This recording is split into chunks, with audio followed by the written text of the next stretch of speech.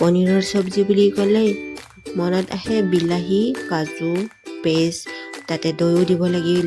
কিন্তু মই আজি এইবোৰ একো নিদিয়াকৈ এখন পনীৰৰ চব্জি বনালোঁ কাবুলী বুট আৰু আলুৰ সৈতে, আৰু সঁচাকৈ বহুত টেষ্টি হৈছিল খাবলৈ।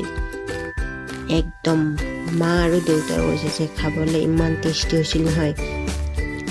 কাবুলী বুট আৰু আলু দুটা কাটি কেনে মই কুকাৰটোত দি কেনে বইল হ'বলৈ দিলোঁ।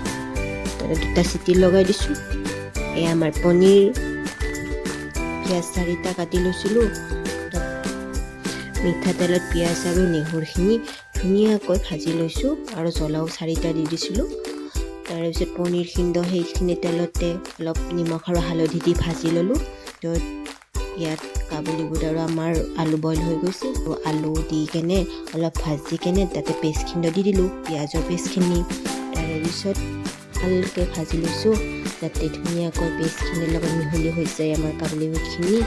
দিয়াৰ আগত মই ইয়াত হালধি আৰু জিৰা গুড়ি অলপ দি দিছিলোঁ, যিটো ৰেকৰ্ড কৰা নহ'ল বাৰু।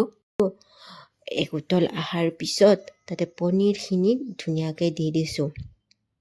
পনীৰখিনি দিয়াৰ পিছত বেছি সময় থকা নাই, 5 মিনিটমান সময় থাকি ধুনীয়াকৈ আমাৰ পনীৰখিনি ৰেডি আৰু বহুত টেষ্টি হৈছিল খাবলৈ সঁচাকৈ।